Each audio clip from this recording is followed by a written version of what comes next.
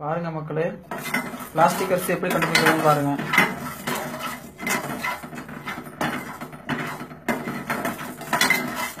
அரிசினா எப்படி ஆகும்? கருப்பு பிடிக்கும், இல்ல அப்படியே வறுத்த மாதிரி ஆகும். ஆனா இந்த அரிசி என்ன ஆகுதுன்னு பாருங்க.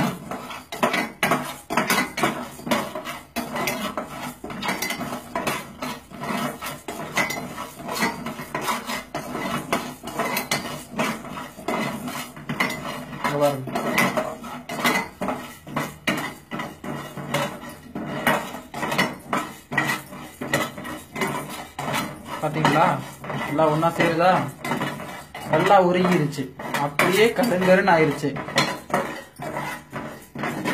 பார்த்து பத்திரமா இருங்க. இததான் நான் சாப்பிட்டு இருக்கேன், என்ன ஆக போகுதுன்னு எனக்கு தெரியல. இங்க பாருங்க, நார்மல்ல தான் ஃபர்ஸ்ட்ல தான் வச்சிருக்குது கேஸ். ஃபர்ஸ்ட்ல கேஸ் வச்சு வந்துட்டு இப்படி எல்லாம் உருகி அப்படி இதாகுது.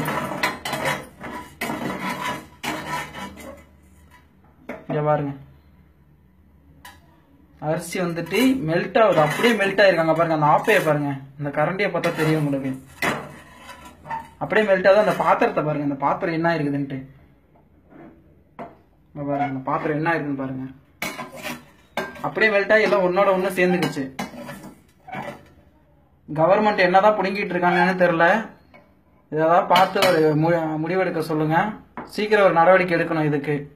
இல்லைனாக்க கவர்மெண்ட் எதிர்த்து போராட நிலைமை கூட வரும். உணவு அமைச்சர் அது இதுன்னு எதுக்கு தான் இருக்காங்கன்னு தெரியல. ஒரு பிளாஸ்டிக் அரிசி புழங்கிட்டு இருக்குது, பிடிச்சி அரெஸ்ட் பண்ணிட்டு சீல் வைக்க தெரியல. என்ன பண்றாங்கன்னு தெரியல, ஒன்னும் புடுங்க தெரியல. எத்தனை பேர் இதே மாதிரி சாப்பிட்டுருக்கான்னு தெரியல இந்த அரிசியெல்லாம்.